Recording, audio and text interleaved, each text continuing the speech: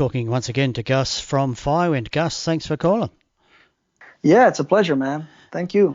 It's good to talk to you again. We spoke 6.5 years ago now, just before you came to Australia that time. Where's the time gone? 2013. Yeah, time flies, man. I know. That was just to promote the Few Against Many album. In early 2017, you had the Immortals album. How did that album go for you? It was really good, actually. It was very well received. We went after that Few Against Many album and tour. We went on a small hiatus. The singer left, as is kind of usual in this band. So, Apollo left. Yeah. So, anyways, I kind of got fed up with it. So I went on to do solo albums and solo tours. And in 2017, we came back with Immortals, which was very well received, I must say. We did a lot of touring for that. And that kept us busy for almost 2 years. Yeah. And here we are with a new one now. You mentioned your solo thing. I don't mean to sound disrespectful here. Was that getting something out of your system? Yeah, you can definitely say that. I mean, and no, that's not disrespectful at all. Actually, it was definitely an attempt to satisfy my needs outside Firewind, and also to just, Firewind has been my own band from the start, but like I just wanted to start this project and just do other things, or try to write into different direction, like try out songs that normally wouldn't go on a Firewind record, collaborate with other singers, other musicians, just basically do a project where I don't have to rely on steady members. You know what I mean? Just like a revolving door of friends that come in and guest on my records. Just a thing, or just something different, which it was the right thing to do at the right time. And it was good. It was a cathartic experience, especially the first album. I didn't expect I was going to do all these solo tours, honestly, but it sort of evolved into this touring thing, and I got to tour with a lot of great guitar players that I admired, a lot of my heroes, actually. So I thought, why the hell not? Let's keep doing that. And then you mentioned coming back with Firewind for the Immortals album. How was it hooking back up with those guys again? Fresh start? In a way, yeah, it seemed like that, but in hindsight, but it really wasn't. I mean, we had all missed each other. We got together, we played a few festivals in 2016, and we enjoyed playing again. And we're like, okay, let's make this album. And we got a producer on board, Dennis Ward, who helped so much to get this album going. And there was this kind of like, okay, let's start the engines a little bit and then let's see what happens. But this kind of, when you have this kind of mentality, like, okay, let's see what happens. Let's just see what happens. Like it just doesn't work like that, like, okay, let's see what happens. Okay, maybe you play like a few festivals here and there, maybe a short tour here and there. But unless you make a plan and you make some sort of effort and you have goals you want to achieve, nothing really is going to happen significant. You know what I mean? So, and that was the problem with the band up until recently. It was like, well, the minute that I was trying to set all these goals, like, okay, let's go back into doing all these support tours and let's, try to reach a bigger audience and let's do this and then build this and let's look 2-3 years down the line where we're going to be. That's when I realized that some of the guys did not share those opinions with me, and that's when another inevitable lineup change came again, right before, in the midst of the production of this album, to be honest. Because the first thing I noticed when I saw the early film clip was, where's Bob? So tell us what happened there. Yeah, Bob is out. He definitely didn't want to continue touring at this pace. We weren't even touring all that much, but I wanted to, step it up. And he was like, he wanted to build a studio, and he has a small label back in Athens, and he's got his clients, and he enjoys working in the studio and mixing and editing and doing all that stuff and producing. And good. He has had a successful business for many years like that, so he couldn't really commit to this, and he sort of started not enjoying the traveling at all. So we had this discussion, because it's like, well, dude, it's like, if you're not enjoying this, there's no reason on earth you should be doing this, and people will understand. Don't worry about that, and we understand, and we wish him the best. Really, he'll always be family and always a great friend. But that was like also a wake up call for me. Like, okay, maybe this is the time to reimagine the band, rethink of how Firewind should continue, if Firewind should continue. First of all, that was the main thing, and once I decided that we should continue, then there was this, who comes in and what the replacements look like, and who, what the sound, what's the new sound here? What are we trying to achieve? Where should we go? And so there's a lot of questions were up in the air while we already had made the music and recorded it. Tell us about Herbie. How did you get him? Because he sounds so good. Tell us about how he came on board. Yeah, sure. I asked the record label. I told them that things aren't working out with Henning either. And first of all, I told them, well, do you still want a Firewind album even with a new singer? And they were like, well, we want to have a Firewind album as long as you are on there. So I'm like, okay, let's do it then. If I knew the record label was backing me up. So I asked them, do you know somebody to help me finish this? And so they suggested Herbie Langens, and they sent me some links to check him out. And I quickly realized I knew of this guy because I had listened to Sinbreed about 8 years ago, and I was like, wow, this guy is amazing. So they put us in touch, and we started talk.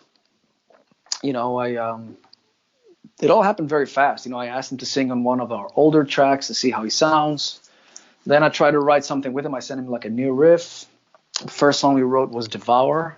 So it was pretty obvious to me there that, okay, this is how Firewind should be sounding. And then I told him what's happening, like, look, dude, like, we have the music written, but we don't have lyrics or vocals for this. And I asked him if he can commit to all these tours that I was planning, which is kind of ironic because none of this can happen right now. But regardless of all that, at some point, all this will happen when we go back to how it was. So, yeah, and he was up for it. He's a professional touring musician because he works with Avantasia a lot. And so, yeah, we made the plan. We talked about everything, and we started working right away. So there we are. And the new album will be out soon, and it's simply called Firewind. Tell us about some of the tracks on there. My favourite track, I will just let you know, is Breakaway. Oh, cool. Thank you. It's also one of my favorite tracks, and it's going to also be one of the. We're planning to do a lyric video for that. Excellent. Yeah, I think it's one of the standout tracks for sure. There's a cool, catchy themes, really great vocals. Like adventurous arrangements and stuff. It's one of the more power metal tracks of the record. It's a pretty long guitar solo in there too. I did notice that. Yeah. It was fun to do all that. It's funny, that track was supposed to be an instrumental. I've had that idea for a couple of years in my hard disk laying around. And I thought originally was going to make it on one of my solo records because it was an instrumental, but I realized at some point, like, look, it sounds like it doesn't sound as an exciting instrumental as it should be. Whereas I thought, like, if I put vocals over this and keep the main themes, it can be a smashing, like, power metal Firewind tracks. So I'm glad I made that decision to include it on this album. Tell us about Orbital Sunrise. Orbital Sunrise, yeah. Actually, this is the last thing that me and Bob co-wrote before he left the band. He had submitted a couple of ideas. I usually do like all the music. Bob used to contribute like maybe a song or two on each album, and he had this idea, this riff, and I thought it was really cool, and I thought we should keep it regardless. So he had most of the riffs, and I added my flavor to it and like my arrangement and added some extra bits. So we co-wrote that, and that's musically wise, but lyrically, it's cool because it's part of a small concept within the record. Lyrically, it's about this astronaut who goes out in space, orbiting, and orbiting around space with around Earth in his spaceship, and basically describing the thoughts that he has on humanity and on Earth and those kind of things. And this is Orbital Sunrise, and it's actually a trilogy. There's another song called Longing to Know You and another song called Space Cowboy. So those three are sort of tied in together under the same concept. Excellent. I like it. One that's a little bit out of left field, you might say, Overdrive. Tell us about that one. Sure, yeah. Overdrive is it was one of those kind of like outsiders, so to speak. I knew it was a different track. Like I was going for that, Heaven and Hell or Headless Cross type of Sabbath vibe, very 80s. And I wasn't sure how, I thought, well, with the right vocals, it can be a really cool song, but it depends. I'm not sure if it would fit on a Firewind record, but then that's where, again, a great singer like Herbie steps in, and, I send this to him, and he goes like, he sends me the vocal lines back, and he sounds so good at doing that kind of Dio, Tony Martin kind of thing. And immediately I thought it fell right into place. I was like, wow, this is really cool. And so it's a little bit, lyrically, it's about kind of like a anthem type of track for the fans and, for the music that we like, and basically what keeps the drive, what the drive that keeps us going to do this, basically.